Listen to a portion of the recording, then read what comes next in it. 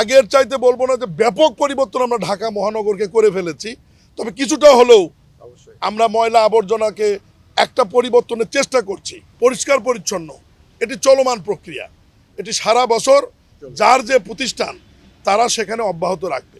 এবং এখানে নিরাপত্তার জন্য আমরা রাজুকে অনুরোধ করছি যে আনসারের পরিমাণ আরও বৃদ্ধি করবার জন্য, যাতে সন্ধ্যার পরে রাতের বেলা বা দিনের বেলায় ছিনতাইয়ের মতো ঘটনা না ঘটে, বা নেশা জাতীয় দ্রব্য কেউ যাতে পান করতে না পারে, এ ধরনের একটি সুন্দর পরিবেশে এই বিষয়টি আনসারের লোকজন দেখভাল করবেন। আগের চাইতে বলবো না যে ব্যাপক পরিবর্তন আমরা ঢাকা মহানগরকে করে ফেলেছি, তবে কিছুটা হলেও আমরা ময়লা আবর্জনাকে একটা পরিবর্তনের চেষ্টা করছি। তবে আমাদের কিছু ঘাটতি রয়েছে, সেটা হচ্ছে যে আমাদের মানুষ ময়লা ফেলানোর জন্য যে বিনগুলো দরকার, বিনস, এটা ব্যাপকভাবে নাই। ব্যাপকভাবে না থাকবার কারণ হচ্ছে আগে এটা আমরা যে লোহার দিতাম বা শীটের তৈরি করে দিতাম, এটা চুরি হয়ে যেত। আমরা নতুন করে একটা পদ্ধতি আবিষ্কার করেছে রাজুকের চেয়ারম্যান সহ সিটি কর্পোরেশন লোকজন, ফাইবারের করব, যেটার কোনো রিসেল ভ্যালু নাই, যেটা কেউ নিয়ে যাবে না।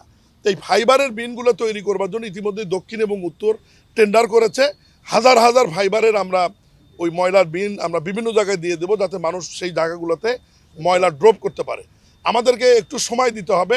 বাংলা কিউআর যেখানে নগদ পেমেন্ট সেখানে। সারা দেশে 10 লাখেরও বেশি মার্চেন্টে নগদে পেমেন্ট করুন খুব সহজে।